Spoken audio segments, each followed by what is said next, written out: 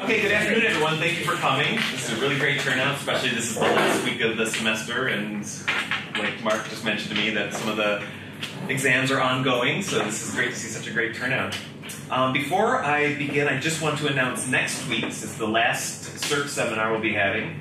It's not in this room. It will be in P4701, but you can see we'll send out announcements soon.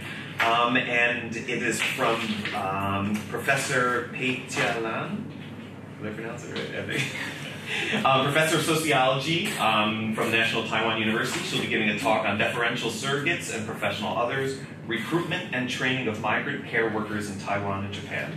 So this is a very important topic, and she's somebody who's been working on this for a long time, and she's one of the premier experts in the field. Speaking of experts in the field, now I'd like to introduce a very, very good friend of mine, Dr. Chie Ikeya. We've known each other for many, many years, going back to graduate school, and have been in contact ever since, working on Burma studies together, and so it's just such a treat to have you come here, all the way from the U.S. I know your bio by heart by this time, but I want to make sure I get some of the things right. Chie Ikeya is Associate Professor in the Department of History at Rutgers University. She received her PhD in Modern Southeast Asian History from Cornell University and maintains an active interest in the related field of Asian history, women's and gender history, race, gender and sexuality studies, and colonial and post-colonial studies. And she is the author of this wonderful book that I make all of my students read, and even my undergrad sections of it, and which I've incorporated into my upcoming book, Refiguring Women, Colonialism and Modernity in Buddhism, which was published in 2011. And she is currently working on two new book projects, one South-South Transcultural Intimacies in Colonial Asia, and the History of Sexology in Southeast Asia, which is really cool. So, without further ado, I'd like to hand it over to Dr. Ikeya. Thank you so much, Tom. Thank you so much, Tom. Yeah, welcome. And the pleasure is all mine, so thank you so much to Tom, especially, and the Department of Asian and International Studies for the kind invitation to come and share my work with you, and also to Irene for all the hard work that she has had to put into arranging the details of my visit. So I have prepared the talk, hope to keep it to about 40 minutes. If I feel like I'm running sort of long, then perhaps we'll cut through some of it. I will provide the actual longer extended written form of it to Irene, and it will be available to you. And so hopefully we'll have some time for actual discussion. And I look forward to your comments and questions about this project on which I've been working on for quite a while. And I'm presenting just a sort of a little bit of this larger project. So to begin, I want to turn your attention to the ongoing sectarian violence in Burma, otherwise known as Myanmar. I'm sure many of you are actually quite familiar with the sectarian violence, which has sort of plagued the country since roughly 2012. And the country has witnessed really an unyielding sectarian violence that has been, for the most part, anti-Muslim, and we've seen a spectacular ascendancy of an anti-Muslim movement, popularly known as 969. And the most sort of well-known figure in this movement is the Buddhist monk Shin Liathu, whose photo appeared on the cover of Time magazine in 2013. I give you an excerpt from one of his many infamous anti-Muslim speeches, many of which are available and on Facebook, YouTube, and other social media, and they've gone viral. And more recently, he's actually been posting some of his vitriolic sermons and comments on his own Facebook page. So through these kinds of, social media, as well as the much more traditional forms of preaching and sermons, he's campaigned aggressively against what he has characterized as an insidious, transnational, international plan by Muslims within Burma and beyond to sort of Islamicize the country. He claims that the rape of young Buddhist Burmese girls. It usually places them within the age of 12 to 15. And the rape or other forms of sexual harassment of such young Burmese girls are everyday occurrences in Burma, and that Muslim men have been seeking to overtake the country by forcing Burmese women to convert to Islam or force them into polygynous relationships with them. Wiatu has been behind a petition for a controversial national race protection law, or race and religion bill, it is otherwise referred to, that proposes to restrict interfaith marriages between Buddhist women and non-Buddhist men by requiring the men to convert to Buddhism or the couple to file for official permission prior to such marriage. In fact, and I think some of you have probably heard, that earlier this year in January, he drew to the worldwide condemnation for insulting the UN envoy to Burma, Young Hee Lee, by calling her, quote, bitch and whore, for her criticism of the proposed national race protection law, for which he has been completely unapologetic. What has gone largely unnoticed, even among Burma scholars and observers, and what I have shown in my book, Refiguring Women, Colonialism, and Modernity in Burma, is that this gendered, racialized, and sexualized nationalist discourse on the cultural and biological colonization of Burma by Indians, actually, because the term that he uses often, Kala, is a racialized, racist term that refers not only to Muslims, but much more broadly to Indians in Burma, and we can talk about this later on as well. This sort of discourse, this kind of rhetoric, has a relatively long genealogy that dates back at least to the colonial period, when intimate relations between Burmese women and foreign men, not just Indian men, but also of other races and religions, were widely denounced as an assault, not on Burmese women alone, but more broadly on Burmese tradition and nation. Almost a century ago, prominent Buddhist monks, who are still known as the country's martyrs, and some of the first nationalist sort of leaders of the country, such as the Arakanis Gautama, known as, in fact, the Gandhi of Burma, similarly campaigned with the help of the country's pioneering women's organizations, the first women's organizations in the country, to restrict and to limit Burmese women's marriages to men of other faiths other than Buddhism, and to protect such women in intermarriages. And the discourse against intermarriage became particularly virulent in the 1930s, a decade bookended by the two anti-Indian riots of 1930 and 1938, probably the largest, most intense outbursts of communal violence during the colonial period in Burma. In both cases, the riots were fueled by alarmist discourse of marriages between Burmese women and Indian men, and the kavya, or the half-caste, children of such unions, who allegedly threatened a spiraling destruction of the Burmese religion and race. In both cases, Burmese were mostly on the offensive, and the casualties were mostly Indians. So then, as now, unions between Buddhist women and Indian men were condemned in the name of religion and race.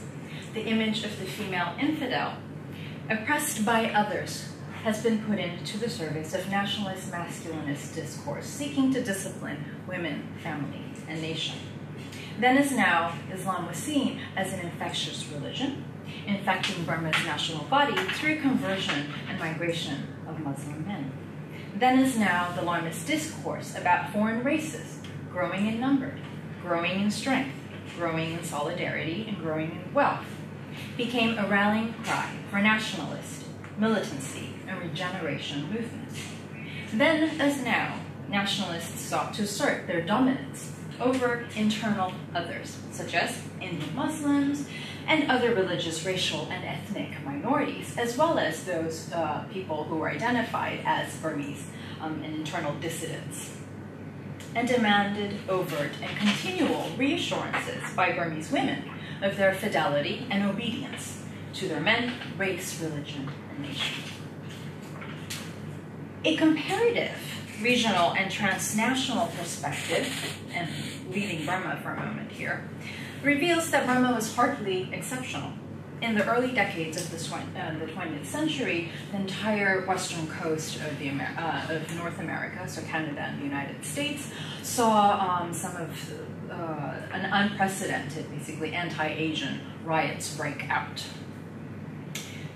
The transnational Orientalist discourse of the Yellow Peril and Asian exclusion circulated not only among white settler societies, but also among non-settler colonies and those societies termed semi-colonies in Southeast Asia. In Siam, for example, in present-day Thailand, King Vajirabud penned and published in 1914 a virulent anti-Chinese piece entitled The Jews of the Orient, proclaiming that, I quote, "In Siam, we have quite as much to fear from the Chinese as the white races have," end quote.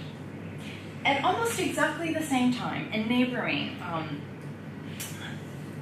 Malaya, so British Strait settlements in British Malaya, similarly trenchant critiques of those who were not truly Malay, or not Betul Melayu, had become widespread.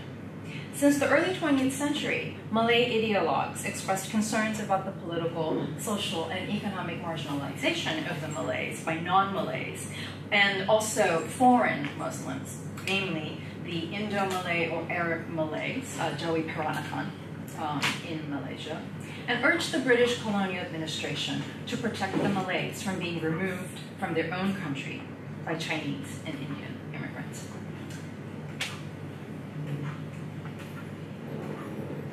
In a rejoinder to such accusations, the Jawi Peranakan editor of the monthly English language journal, The Modern Light, Haji Abdul Latif, published in 1923 an article entitled An Argument in Favor of Accepting Jawi Peranakan Arabs as Malays. He begins by admitting that indeed there were new and mercenary immigrants who had no intention of adopting Malay nationality, even if they had Malay wives. Now, while granting that such men have no rights whatever to claim to be Malays, Haji Abdul Latif also points out that there are men today who are descendants of foreign settlers who, in their time, were accepted by their meritorious service to the Malay nation as Malays, men who speak with Malay language, practice the Malay adat and religion, and have the interests and welfare of the Malay nation at heart. Despite such efforts by Jawi Peranakan and other mixed Malay people to identify with the Malay community, antagonism towards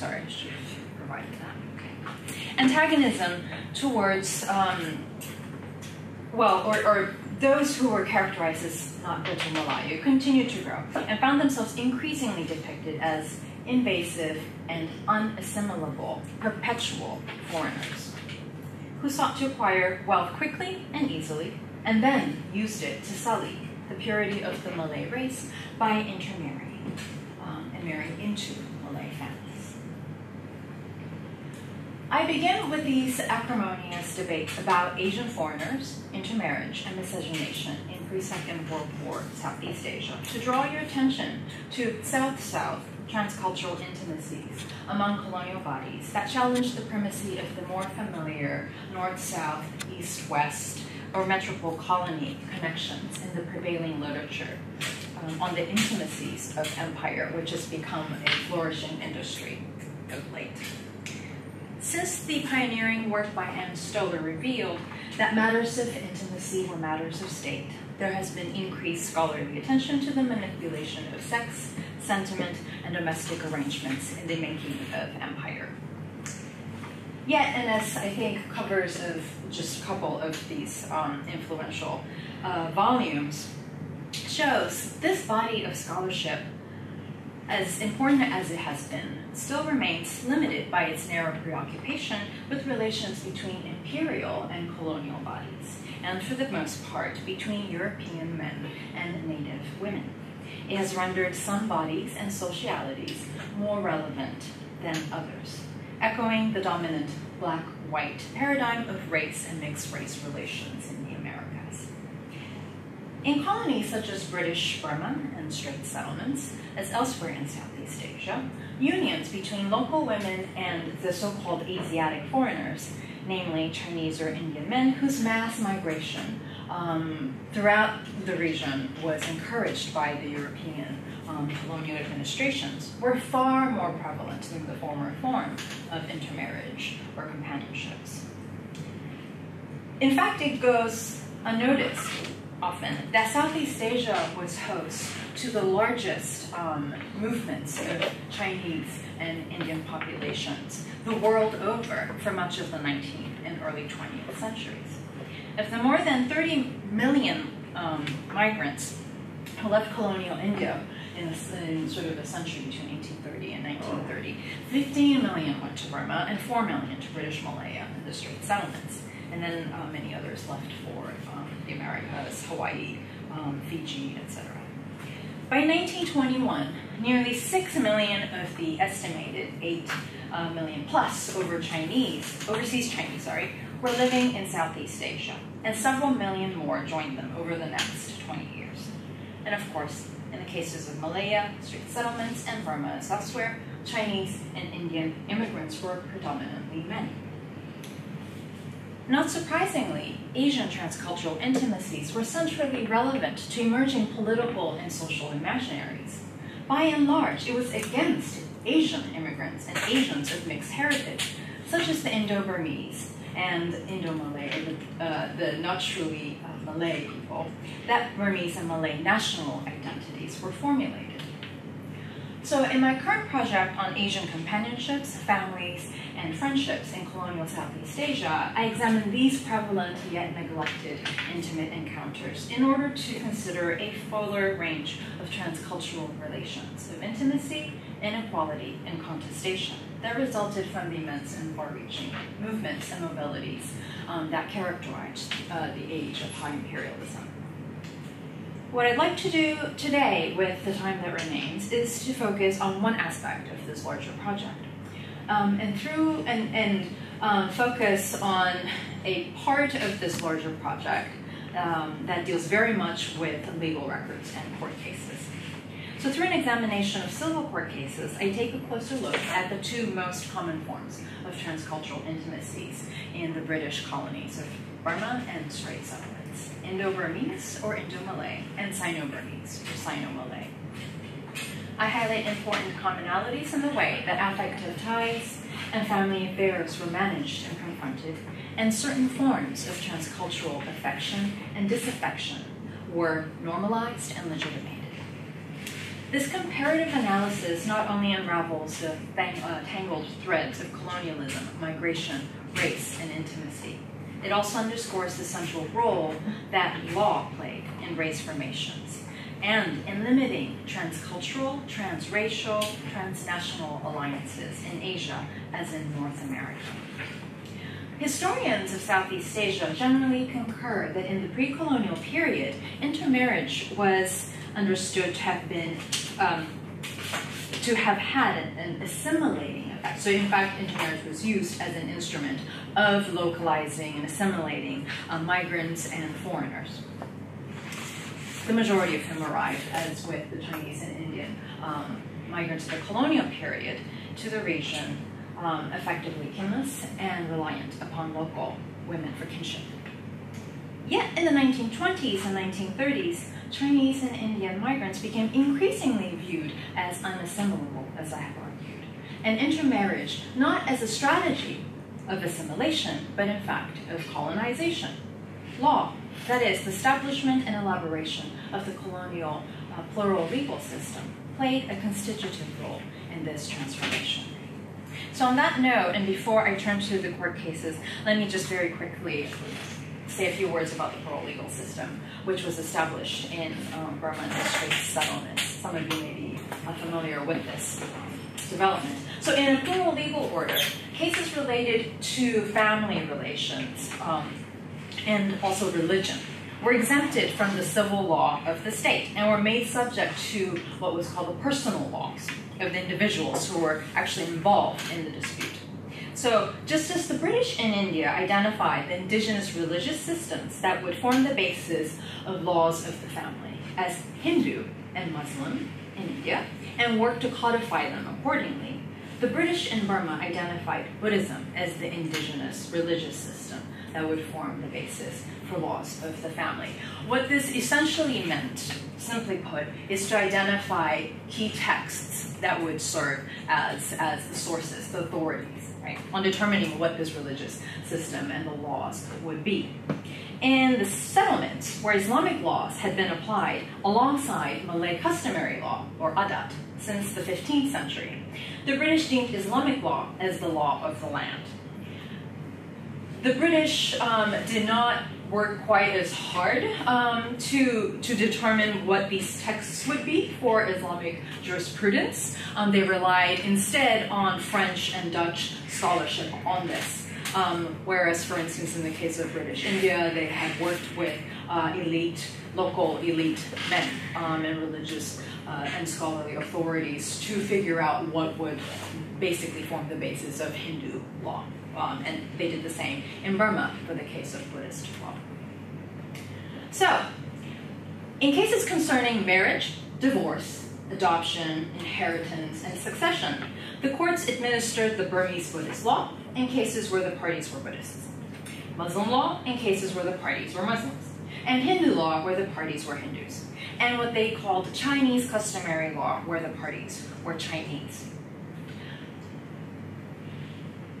The British never really quite figured out what Chinese customary law was, and basically at the turn of the century, they just sort of arbitrarily decided what that would mean, and they never identified any particular text in that case.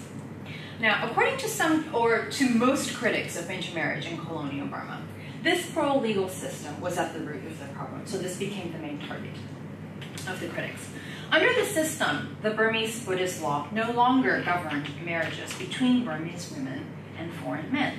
The women, therefore, forfeited the benefits of the status of a married woman under Burmese Buddhist law. For instance, equal share in property upon divorce or custody of children. A case from 1906 exemplifies this concern and criticism. In the case, a Burmese woman named Mashweme, who had lived for 16 years with a Hindu man, as husband and wife, by his own admission, found that she was not considered his lawful wife. In his testimony, the husband, Dharmaswamy, admitted that Mashweme was his wife of 16 years, with whom he had 6 children, and that they together owned some land. However, he argued that they were not lawfully married because Mashweme was not Hindu, and therefore had no right to his property. The presiding judge concurred as follows, I quote, "I think it is impossible to avoid the conclusion that Dharmaswamy is subject to Hindu law and that Mashweme is not his lawful wife," unquote. A 1929 case that upheld the legality, so the judge decided that the law saw and accepted the marriage as in fact lawful. And this was an Indo-Burmese marriage between one named Machime and a Muslim Indo-Burmese mixed heritage named Dawood, also demonstrates the precarious position of the wife, even though the marriage was actually recognized as a lawful marriage. Machime had eloped with Dawood and was converted to Islam by a Maulvi in the presence of Dawood's mother in order to solemnize their marriage. The couple lived together as husband and wife for about 9 years and had 2 children who were raised Muslim. Upon Dawood's death, however, Mashwebo, who was his mother, so the mother-in-law, claimed that her son was never lawfully married, his children were illegitimate, and she, not the widow, was the rightful heir to her son's possessions. The Maulvi testified that he had not married the couple, though he had converted Machime.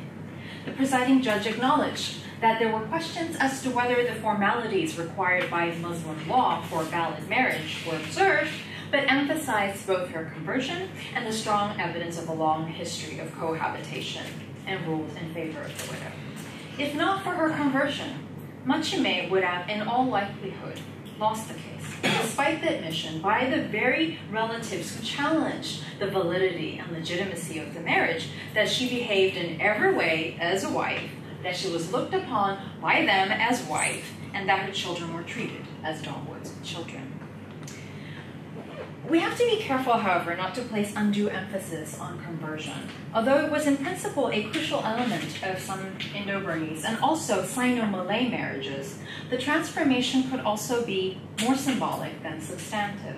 Many Chinese men and Burmese women became Muslims nominally for the purpose of marrying Muslim Malay women and Muslim Indian men, and there is abundant scholarship attesting to this. More importantly, we can't lose sight of the broader picture of transcultural marriages that emerges from the court records. The marriage of Senyapa Anamalai, a Tamil migrant to Burma, and Mamme, a Buddhist Burmese woman, which came to the attention of the chief court of Lower Burma in 1906, is probably typical of many an Indo-Burmese marriage. Senyapa's description of the marriage was recorded as follows. So I quote it in sort of some length to give you a sense of the ways in which the actual testimonies of these individual men and women were recorded and has been made accessible to those of us writing the histories of these subjects. And to give you a sense also of the kinds of details these men and women actually emphasized in these disputes over the validity of these relationships. While acknowledging that a Hindu cannot legally marry a Burmese Buddhist woman, the Chief Justice of this case decided in the widower's favor. As this case suggests, the legitimacy of what appeared to have been long and deeply committed transcultural marriages became an issue only and predictably when the surviving wife, husband, and children tried to obtain property and inheritance rights based on the relationship, and then were faced with fixed juridical notions of racial, religious, and cultural identities, communities, and customs. In Senyapa's case, his claim to Mame's estate was contested by her brother. Tim Kim, a Chinese native of Penang, was similarly taken to court in 1905 by her brother-in-law upon the death of her Sinhalese Buddhist husband, Cornelis de Silva. Carolus de Silva, the brother-in-law, and Cornelis' Sinhalese Buddhist friends alleged that Tim Kim was merely his, quote, kept woman, unquote, not a lawful wife. Tim Kim testified that she and Cornelis had performed a marriage ceremony in the presence of friends at the Chinese Buddhist temple in Kuala Lumpur, where they lit joss papers and candles, together worshipped the joss, and declared themselves man and wife. After the ceremony, Tim Kim and Cornelis lived together until the latter's death and had a child who was raised by Cornelis as his. Carolis's lawyer challenged the validity of the marriage on two grounds: that the marriage ceremony itself was imperfect, and that Cornelis, being a Sinhalese Buddhist, could not be married unless the contract of marriage was actually registered back in Sri Lanka or Ceylon at the time. So I'll just talk briefly about two more cases from Burma pertaining to succession or inheritance of Indo-Burmese and Sino-Burmese families that serve as telling examples. The first case, heard by the Privy Council in 1921, concerned the estate of a wealthy Indo-Burmese merchant and respected member of Rangoon's elite circles, Ongai, who died in 1911. He had left a will appointing his wife, Mayai, and daughter, Manu, as trustees of his estate. But his son, Chimang, disputed this provision, contesting the validity of the will on the basis that his father was Hindu. Had Hindu law been applied to Ongai's estate as requested by Chimang, Mayai and Manu's wife and widow and daughter would have been entitled only to maintenance out of the estate, which would have been handed over to one of Ongai's sons for administration. The issue to be decided, therefore, was the religious status of Ongai. All parties involved agreed that Ongai was as much Burmese as Indian in mind blood, and in dress, language, and manner of life, he was, quote, more Burmese than Indian, end quote. He came from an Indo-Burmese family whose members professed to be Hindus and yet also, quote, worshipped at the pagoda, fed the monks, and observed Buddhist fasts and festivals, end quote. No one denied that he could not be considered an orthodox Hindu, whatever that may have meant. But the question was, could Ongain have been considered sufficiently Hindu to warrant the application of Hindu law? The lawyer from Mayai portrayed Ongain as primarily Buddhist, emphasizing that he had sent his sons to a monastic school for Buddhist education, arranged the marriage of Chimon himself to a Buddhist Burmese woman, according to Burmese custom, and took a leading role in supporting a number of notable Buddhist projects. And actually there are many, many records attesting to the various activities in which Ongain participated. For example, in 1900, Ongain sent a letter to the governor of Madras on behalf of his, quote, Buddhist co-religionists, end quote, requesting the return of certain Buddhist relics held at the Madras Museum to be placed in a shrine that he was building in Rangoon, the capital of British Burma. As Justice Trome argued, however, evidence presented by Chimon showed that his father had not renounced his Hindu faith. Especially important to the justice were two facts. First, Ongain continued his support for the Hindu temple in Rangoon, serving as one of its trustees. Second, he failed to shimpute his sons, that is, to sponsor the temporary ordination of his sons as monks, an act considered in Buddhist Southeast Asia, not only Burma, as the noblest of the meritorious acts that any human can perform. And I will get back to this point a little bit later. The justice also found instructive that Mayai chose to observe Hindu rites at her husband's cremation and sent his ashes to Benares. Nevertheless, the Privy Council ultimately determined that Ongain, as with the Indo-Burmese community in Burma in general, cannot be regarded as Hindu because of the fact that his Hinduness was so divergent from pure Hinduism as to render him non-Hindu. In the end, the council decided that the Indian Succession Act, the so-called rule of justice, equity, and good conscience, neither Hindu nor Burmese Buddhist customary law, should apply to his estate.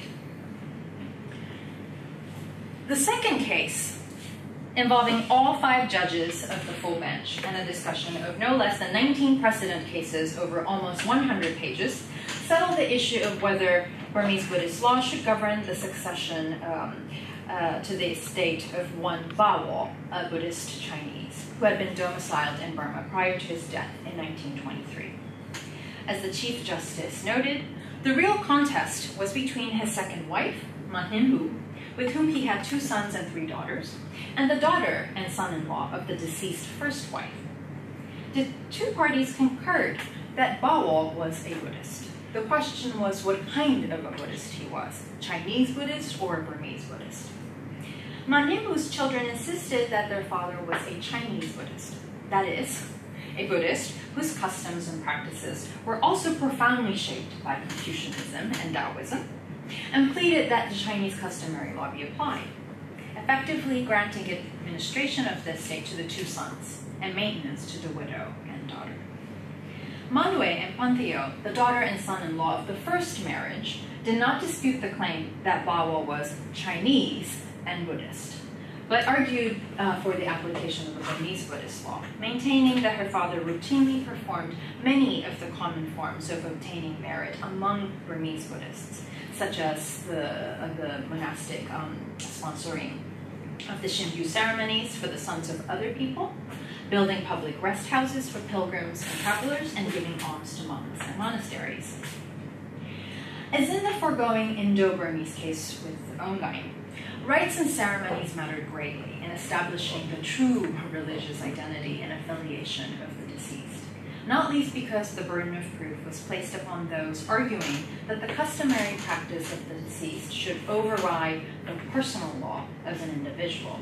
So in theory, the personal law of an individual was simply whatever was the professed religion of the individual. In practice, legal authorities tended to judge the personal law of an individual racially, giving overriding consideration to the individual's race, whether it was race as it was stated or race as it was perceived by the judicial authorities. So courts tended to resist delinking Indians from Hinduism or Islam, and the Chinese from this tripartite Chinese religion of Confucianism, Taoism, and Buddhism. Such racialization of race might explain why the court could apparently only determine what Bao was not Burmese Buddhist. So the Chief Justice here offered a different explanation as opposed to the racialization of religion. Yeah. So he says, the difficulty with the states of Chinese arises from the fact that the Chinese seem to follow several religions, or so-called religions, at the same time. And so that when they have passed, the relatives are able to describe them as belonging to that particular religion out of the 2 or 3 or more for which they profess, which will give those relatives a larger share of the estate. So here, as in the earlier case, the court concluded that they needed to apply the Indian Succession Act, neither the Burmese Buddhist law or Chinese customary law. So as these courtroom drama demonstrate, transcultural couples and families opportunistically and adaptively reconfigured cultural elements to fashion new and distinct configurations of practices, habits, rituals, and hierarchies. This is not to suggest that the attitude or the approach of transcultural couples and families towards communal identity and domestic affairs were laissez-faire. While the majority of the Sino-Burmese, and for that matter, the Indo-Burmese, spoke only Burmese and wore Burmese clothes, it is undeniable that the Sino-Burmese community developed a recognizably mixed cultural pattern, a situation that has been abundantly documented among Peranakan, Baba, Lukjin, and other overseas, locally born, and mixed Chinese communities throughout Southeast Asia.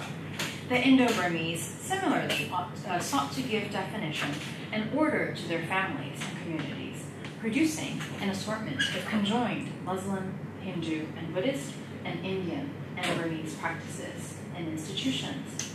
In particular, the well-to-do classes of transcultural families developed disciplinary techniques to manage the respectability and cultural competence of their mixed offspring.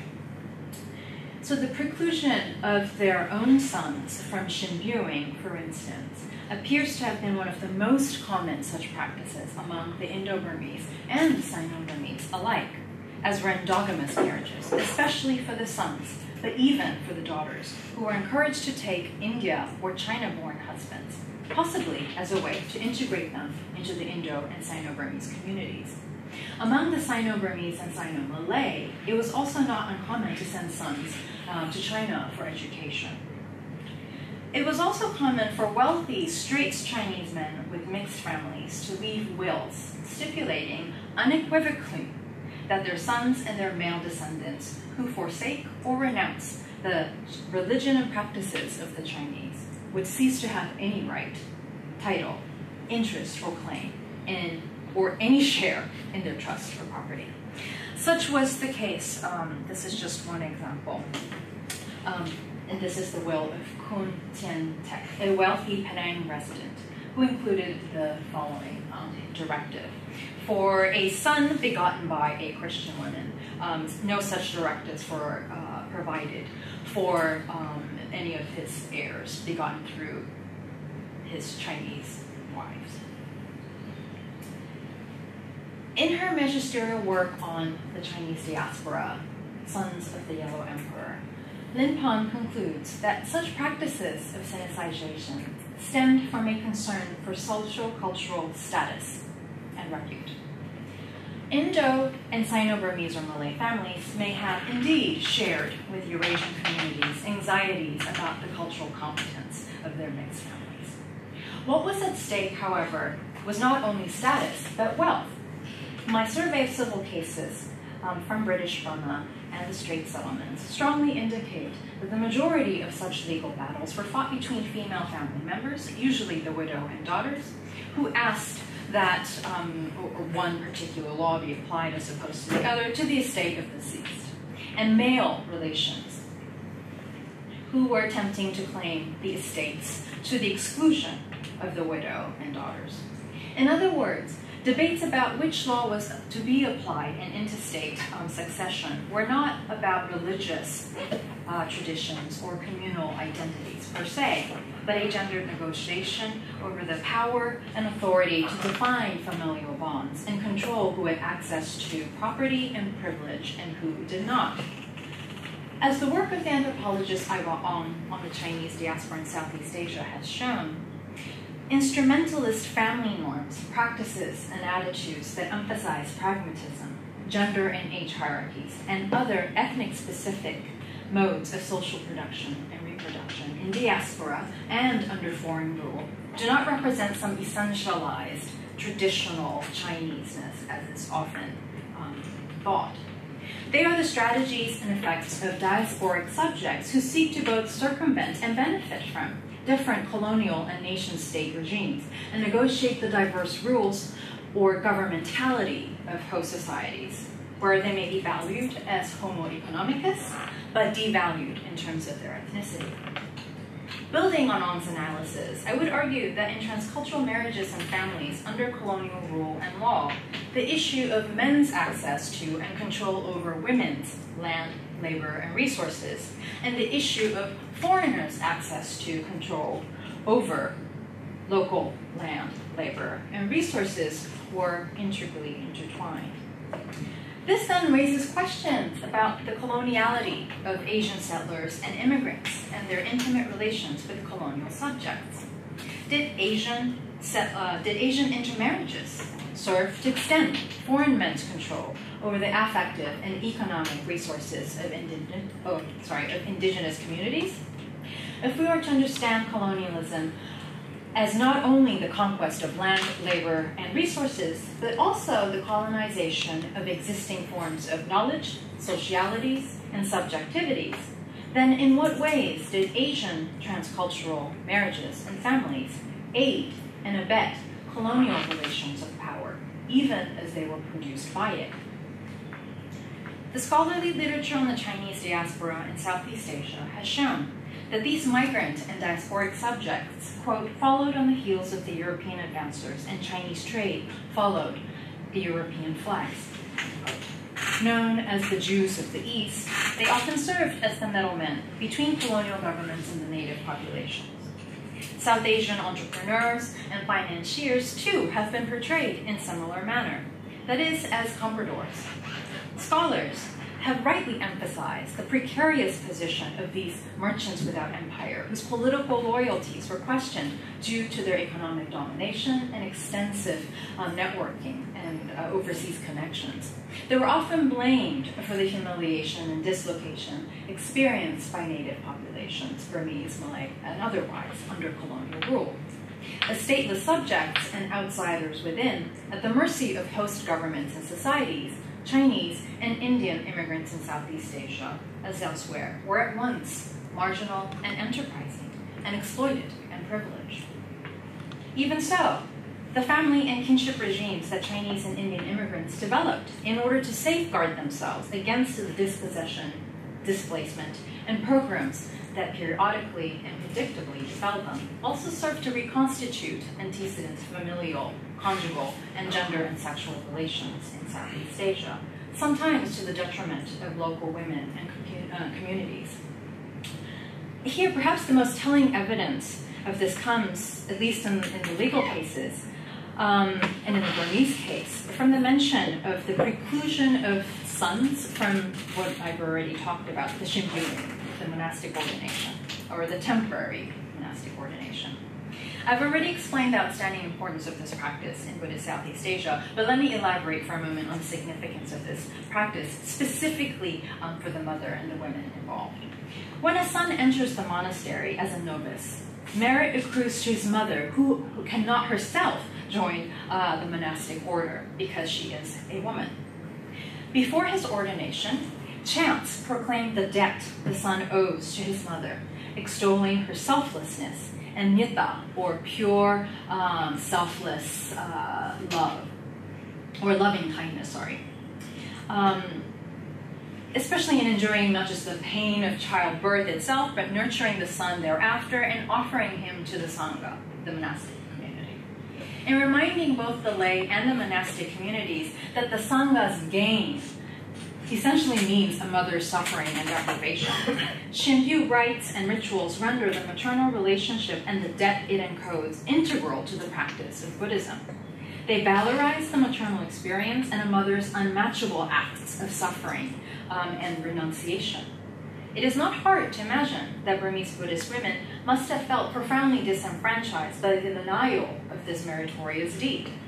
No wonder then that the performance of other Burmese Buddhist rites and ceremonies, such as the simpewing of other male relatives, if not their own sons, and donation to the Sangha, for instance, became important for these women, as the court records demonstrate.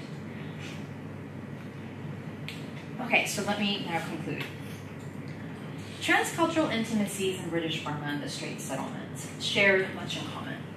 They faced comparable difficulties as well as opportunities as domesticities and effective units that defied easy categorization, endured similarly gendered struggles over family wealth and resources, and adopted overlapping strategies to these challenges.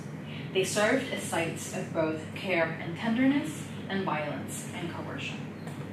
They all reinforce, to a certain extent, the familiar argument that the British policy of non-interference towards its colonial subjects in matters religious and familial, and its recognition of personal laws, plural, multiple personal laws, ossified religious and ethnic identities and eroded heterogeneous customs and cultures.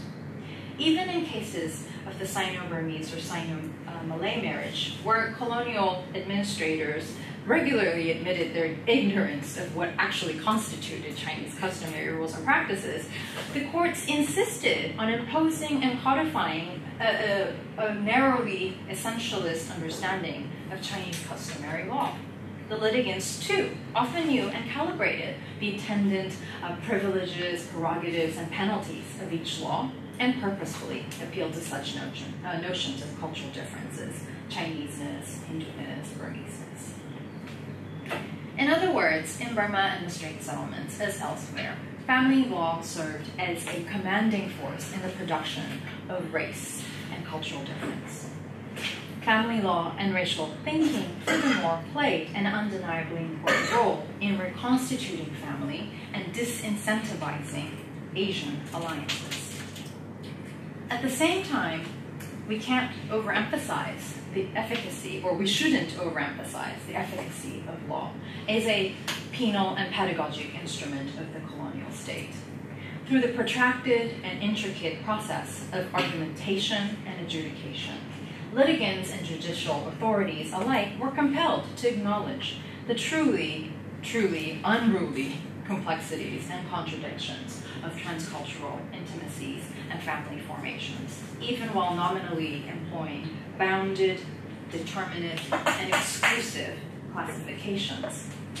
As they crafted narratives of kinship ties and cultural affinity, Asian colonial subjects both threw into question and simultaneously concretized colonial categories of rule. Asian intimacies, like their Eurasian counterpart then, served as microsites of governance that both confounded and confirmed the strictures of colonial rule. Thank you so much.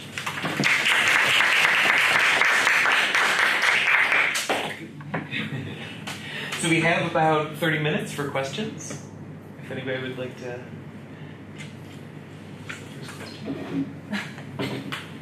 Yes, sir. Yes. I just ask your opinion, having these two laws, personal laws for different communities. Yes. As far as I know, this doesn't happen in developed countries. Happens in Singapore.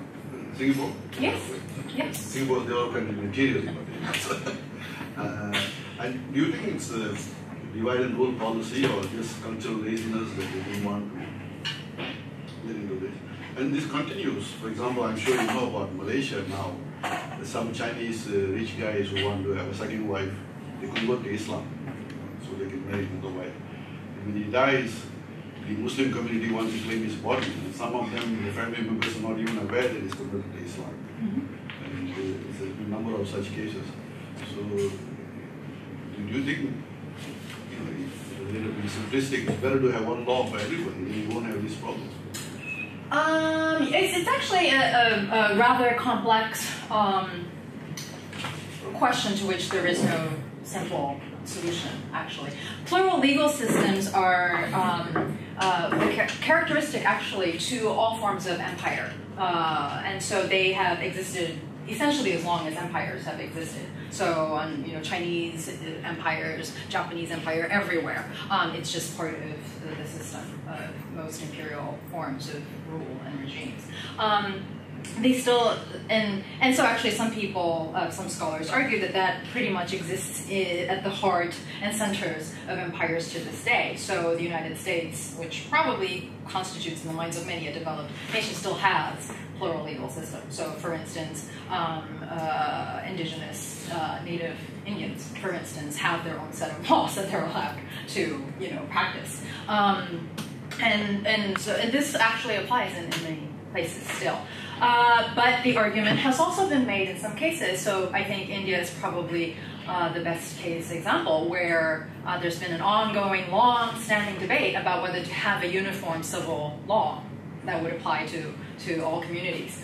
And many feminist scholars have actually suggested that, and have concluded after decades of debate, that it would not actually be an advantage. It would not benefit women to actually have a uniform civil law. That having multiple and a plural legal system, and specifically having various forms of dispute resolution, as opposed to going to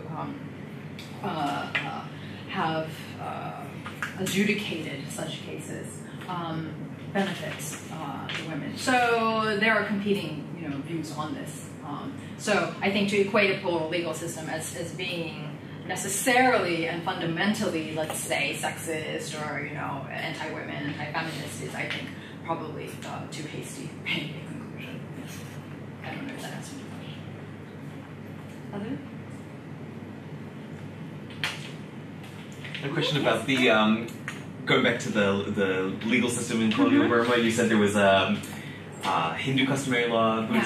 So what about, was there a Christian customary law? And in those cases, was it just under the British law, and was it easier? Or? Yeah. So so that was an entirely separate sort of law, and so that was British civil law was basically taken as Christian civil law. So those who were Christian litigants usually were removed, and they don't appear for the most part in these court cases or records because they were judged using an entirely different set of rule and law. Although there are there is a fair percentage of cases of men and women converting the moment of their death, basically, to whatever it may be. So, or reconverting. So there are Burmese people who have converted to Christianity, Islam, and then during their deathbed they decide to return to Buddhism, Hinduism, Islam, or allegedly did so. And in fact, so there are usually disputes over whether, in fact, the such subjects did that. Did they go back to being Buddhists? Did they apostatize? What is the evidence that suggests that they did this? So in that sense, they do, sometimes appear. So for instance, this often happens in the case of adoption because a lot of Burmese people, under Burmese customary and Buddhist law, adoption was very legal, right? And a lot of them did this. But upon conversion to Christianity, this would have become nullified, and so adoption would have become invalidated in many cases. So there are many cases in which the dying subjects essentially go back to being Burmese and have it, professed and put on record in order to make sure that their adoptions are legally, binding and can be recognized under law. So, but yeah. Mm-hmm. Yes. Yes. I have a question related to this kind of a broader picture rather than this particular cases. You describe this issue as a social process, how kind of formal institutions handle marriage and inheritance, and in doing so, how they handle the interreligious relations. but one understanding, one school of thought says that law is a function of power, or law is a function of politics, and interpretation of law depends pretty much on to what extent it solidifies power, and to what extent, for example, diverts threats to power. So my question is, did you observe any such kind of a variation in terms of variation in time, variation in different modes of colonialism, as different objectives of colonial power were evolving, and the impact on this interpretation? Because as I mentioned, I would like to see some kind of a contextual factors being taken into account, rather than this kind of the social dynamic at a kind of a micro level process. Sure. Yeah. So let's say a larger narrative, and what I would think, I regard as a somewhat totalizing narrative, right? That is common, is that basically if you follow these kinds of cases and legal developments in much of, at least the majority of the scholarly literature has emerged in the case of British India, right, for colonial law. Now, that body of literature has suggested that the function of law in these instances was essentially to alienate land, labor, resources from indigenous communities, but that this has happened mostly at the expense of indigenous women, whether they be female slaves, whether they be land-owning elite women, etc. Right? So it's a systematic, consistent process, so to speak, that happens with the collusion of elite native men, whether they be Muslim, Hindu, etc. Right? And so the kinds of legal status, privileges, rights, recognition that, again, whether they be elite women or women slaves, child slaves even in India, had once possessed, right? They saw essentially gradually erode and completely lose under British colonial law. And so this was to consolidate private, alienable, marketable land, right? And establishment of individual property rights, etc., a capitalist system. And so this was accumulation of land that was made possible on the part of the East India Company, and not just land, but also labor that could also be alienated from indigenous communities and families, etc. And that basically the story about slavery or anti-slavery movements in British India is essentially the same thing. That recognizing free labor basically meant that labor could be sold to anybody, and it was no longer bound and tied to obligations that were more traditional, longer existing, and more local, communal, etc. Right? I think that, again, I can't say that this is untrue, and you see, and I think there are many ways in which you see this unfolding and happening in places like British Burma, as well as in the Dutch East Indies, and the British Straits Settlement. So I think that is one narrative that holds explanatory power. If you look, however, at the court cases themselves, so if you do the micro sort of study, what you find is that, judges are pretty inconsistent also. And, in most of these cases, there are several judges, right, offering competing readings, right, and theories and interpretations of what's going on, and offering competing opinions. And, they, of course, come to some sort of a decision. But, there are a series of these appeals that happen, different judges making different kinds of decisions and going back on their decisions.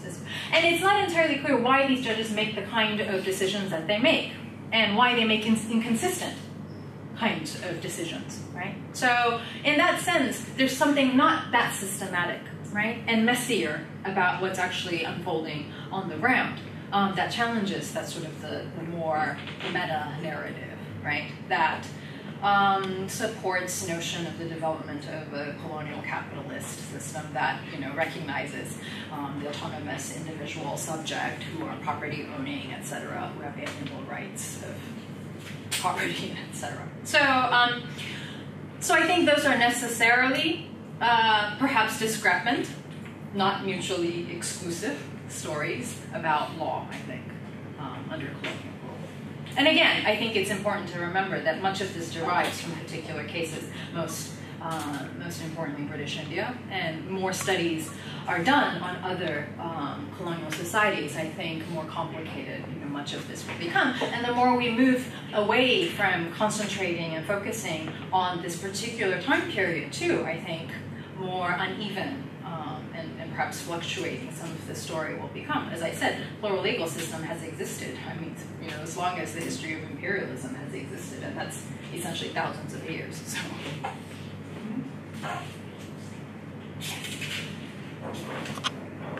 I was interested in some of the remarks you made, sort of general remarks you made, talking about the traditions of pre-colonial assimilation, and then discussions about colonial practices, which in some seem to disaggregate, to separate, to segregate groups according to rather essentialized notions of religion and custom and so on.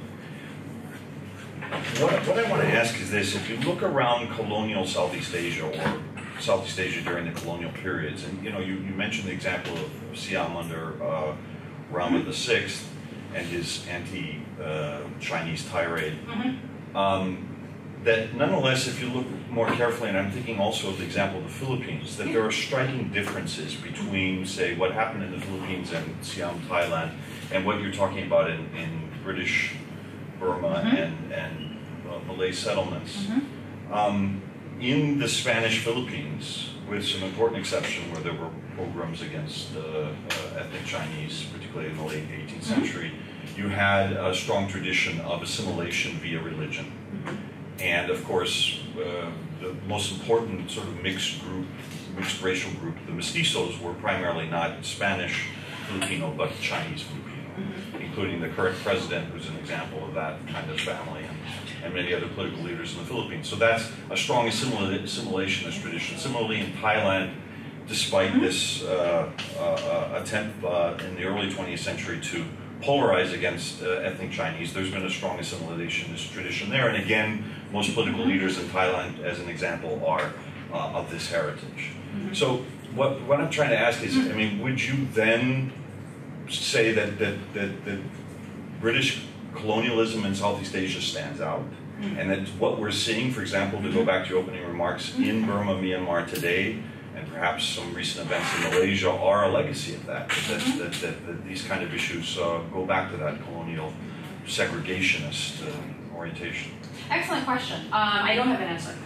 I know, and I think it's an excellent question. It's one of the big questions I'm trying to actually have more of a definitive answer to in my project, and that's at least one theory, anyways, that it is about British colonialism, right, and race as and race formation under British colonial rule, which is a very different kind of legacy from race formations elsewhere in Southeast Asia.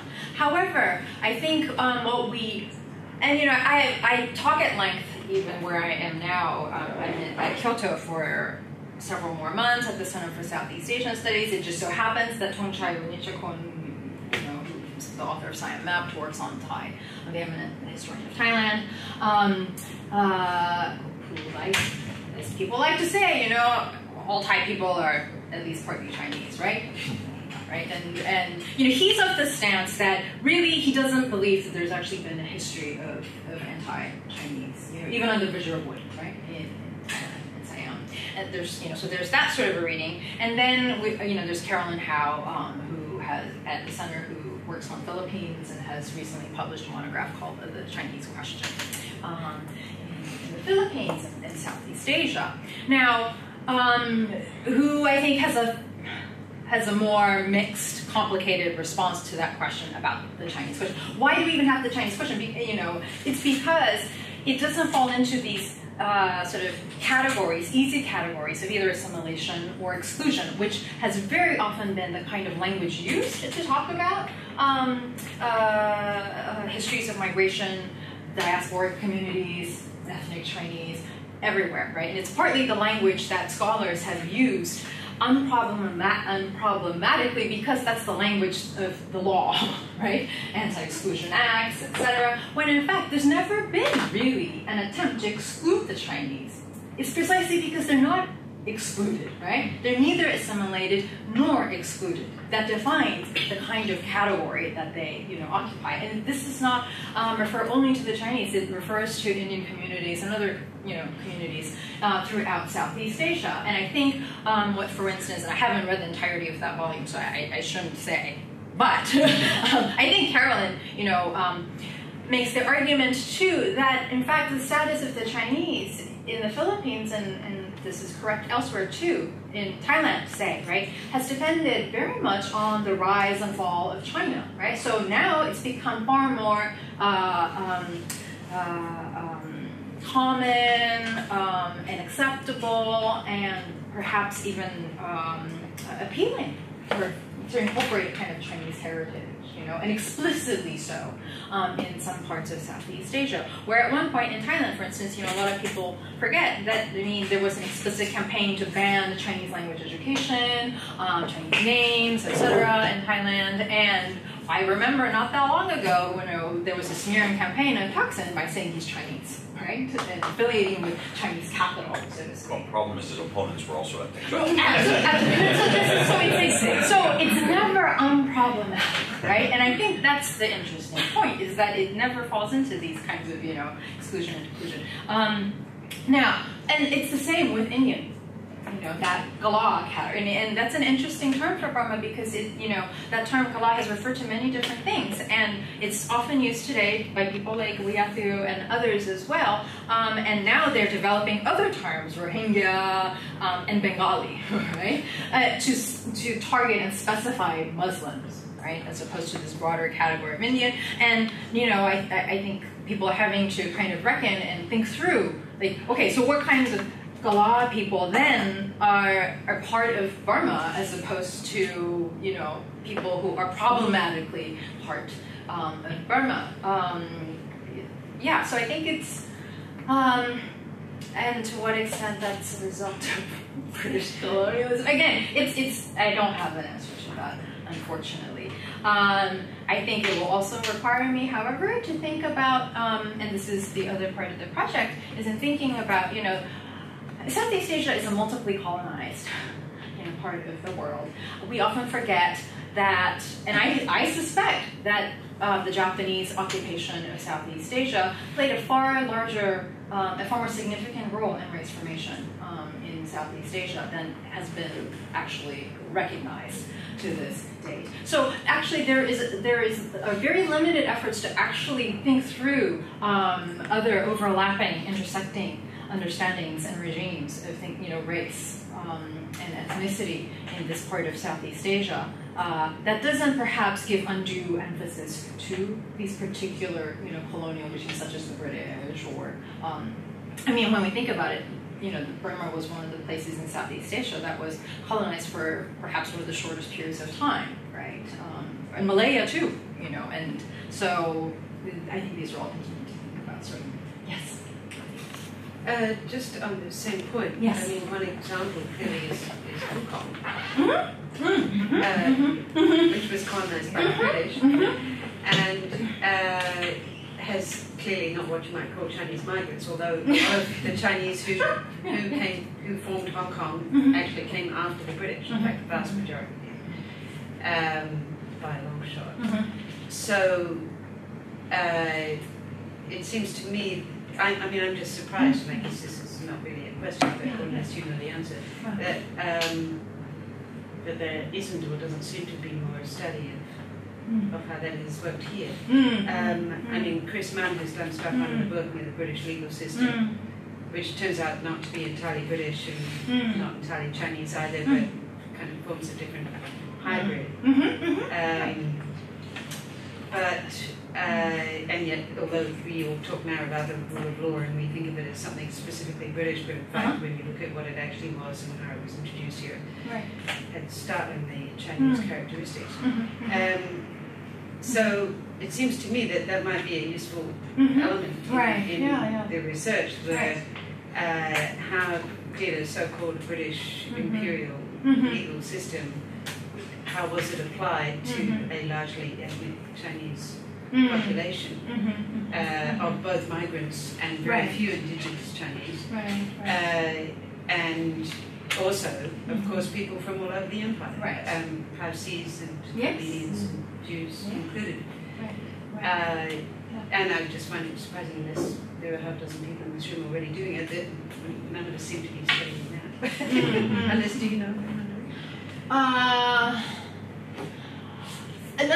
Not exactly. There are scholars working on sort of the South Asian, diaspora, who are interested in questions of law and race formation. And as such scholars have shown, I mean, these are interconnected, right? Individuals who are not bound, I mean, to any particular place or legal system. In fact, I mean, they're constantly moving around, shopping for particular legal systems and regimes, right? And thinking about which they can instrumentalize, so to speak, right? And so, and actually, some people are working on the lawyers who maneuver and move around and work in several different legal hubs, so to speak, right, and colonial centers, and the extent to which they are responsible for the actual kind of knowledge that's produced, right, the legal systems that are produced. Because, I mean, they do play a central role. I mean, even in the case of Burma, for instance, right? I mean, who really are the players, right? The lawyers, and many of them are Indian lawyers, right, coming straight from, Bengal, actually, right? But who don't spend that much time just in places like Rangoon. They are in Penang, they are in Singapore, right? And then they go back to, where is it? Calcutta, I think, many of them, right? Yeah, but it's here, because you got... In Hong Kong too, sorry. In the 20th century, you've got Chinese lawyers, so-called trained in English law, but of course, accepting Sir Robert Hoton's several wives and concubines, and there's all sorts of much there. But I think, I mean, the thing is, so this is one of the major, an important source that I'm using in particular because, these sorts of, this what I call the South-South, right, transcultural intimacies, they're not the easiest to get at through other kinds of sources. So legal sources are quite important for really thinking about their everyday lives and the kinds of relations, and sort of domestic lives and personhoods that emerge at this time. On the other hand, I think so much of the work that gets done, using these sources only use legal records and sources, which I think can be really problematic. And so I'm trying to really make use of other kinds of sources to, and at first I had this naive understanding that, the multiple angles, multiple sources, right? You bring them into conversation and you get a better picture of things. Sometimes you don't, right? And sometimes they tell very different stories. Legal, I mean, and I don't know how I'm going to title this, but I mean, legal sources are definitely a way to think about, as I mentioned, sort of the violence, coercions, the bitter bonds, right, that form and unform, and family drama, so to speak. But there are other sources to get at, I think, what are also equally human, but perhaps more tender, right, and affectionate sort of, lives of these individuals. And sometimes I think there are stories that run parallel, don't necessarily neatly intersect to give us, this is the whole, complete picture, right? And so I think that's basically what the project is going to have to do, I mean, to think the meta story about sources and how we get at these past lives, and how when we don't insist on crafting particular kinds of narratives, right, we have a fractured kind of an image that emerges. Right? Yeah, because you'll find in some cases here British law was actually a source of liberation for some Chinese so-called protected women. Yeah, sure. The owners of, there's all kinds of stuff. But actually, am I being incredibly ignorant here? Can you tell us a bit about the project? Keep talking about the project. Yes. So it is essentially about South-South transcultural intimacies. So, I mean, I've talked about one part of it. The part that I'm working on right now has to do with Japanese-occupied Southeast Asia. So there are some legal records that I'm working with, but very, very few. Instead, I'm looking at memoirs, diaries, letters, what I would call more emotive texts, often authored by Japanese, not just soldiers. And there's a veritable industry of, reminiscent texts produced by Japanese soldiers who spent time in Southeast Asia and prior to the Second World War, but also by Japanese language instructors, because Japanese language schools and Japanese schools in general in Southeast Asia were very, very important, and one of the first institutions to be set up throughout the Japanese empire, even in the very short time that they spent occupying most of Southeast Asia. And I'm talking really, 3 to 4 years for most of Southeast Asia. But so what I'm doing there is really trying to push this literature, historical literature on intimate histories beyond the focus on heterosexual relations between mostly European, or colonizing imperial men and indigenous women, to thinking about more homosocial kinds of relationships as well, and friendships, collaborations, and betrayals under the banner of Asian brotherhood and sisterhood. After all, this was the period of Asia for Asians for much of Southeast Asia as elsewhere. So in fact, the project is looking more and more like it will have two different just parts of it that will make it possible for readers to start reading at any which moment, instead of trying to marry nicely these two parts. No, really try and present to the reader the kind of not so much the discrepancy, but the disjuncture between these kinds of bodies of literature, the more emotive texts, photographs, letters, etc., and the legal colonial archive, right, that is presented to us, which is another invaluable certainly way of getting at some of these relations, and how this focus may actually challenge the kinds of arguments that have been made about the relationship between the domestic private sphere and how they function as sites of rule, governance, power, production and reproduction of relations of power, which have really been the way that the literature on intimacies of empire has formed in the last decade or so. Yes? Quite interesting in the motivation. The British government motivation behind its encouragement for the intermarriage between Chinese and Indian migrants and the indigenous people. Because partly I think perhaps the family laws were designed for perhaps not to favor neither the indigenous people nor the migrants, but the later generation. In other words, the local born people, due to the intermarriage, such as the Peranakans or the Balas, because because actually they perceive themselves also as neither Chinese nor indigenous, but a distinctive group or community. They have distinguished cuisine, the distinguished even language or dialects, and after they grow up, they would be expected to serve in the colonial government. So perhaps the cultivation of the later generation might contribute to the consolidation of the colonial rule, which might be a part of the motivation of colonial government. Okay, let me think if I understood you. So, well, first of all, let me just say that I'm trying to think. I don't think, I don't know of a colonial legal regime that passed laws that were supposed to promote or to encourage intermarriage, whether that was interracial, interfaith, etc.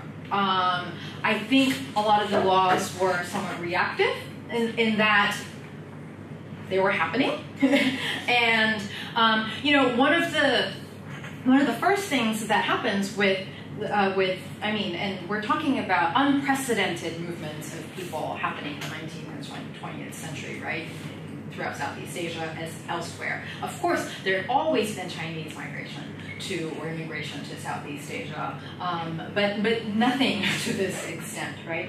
And having legally binding rights to wealth and property is, in fact, one of the only ways that people are rooting themselves in these parts of Southeast Asia, right? So protection of wealth, property, I think this is a key concern. I don't think any of the laws were actually, in any sense, motivated by any urge to protect or mission to protect or to encourage any particular forms of marriage. So I think those don't really exist. Most such laws that I know of come into being hand in hand with nationalist movements, actually, nationalist movements in most of Southeast Asia. There are exceptions. For instance, there is a body of records that I am going to try very hard to equip myself to be able to use. These are the records of the Gongnangbu is the minutes of the Chinese Council. So, but anyways, there's the Chinese Council of Batavia, which actually ruled sort of itself, right? And so, for instance, we have documentation of, over expanding 1750s onwards until 1950, I think, of the Chinese Council overseeing an overseas community of Chinese in Batavia, where they strictly try to discourage intermarriage from the very, very beginning. The Dutch tried to do so, the Chinese, council community tried to do so, but realistically speaking, it was just simply not possible, right? As I said, most of the migrants or immigrants were men. And they weren't coming with women. This was the case for the British. This was the case for the Dutch. Mobilities, movements were gendered entirely, right? And they were men doing the traveling. So even in the face of having been told that intermarriage is not acceptable, that, as Chinese men, they must marry other Chinese women, many of them, what they did was to adopt Malay, Javanese, Balinese women. Had to have them be actually officially recognized as being adopted into the Chinese community or Chinese families. Many of them were female slaves who were bought and then officiated and recognized as Chinese. And so many of them may even appear as Chinese wives in the records, but these are intermarriages we're talking about. So a lot of this intermarriage happened in the face of official discouragement, right? And laws that were set up to not recognize them, to invalidate them. Right? So it's. I'm not sure I'm answering your question. I'm not sure I understand your question entirely. But anyways, so I'm not answering your question. Okay, everyone, I think we'll have to end it here. So now I want to thank Dr. Ikeya for coming.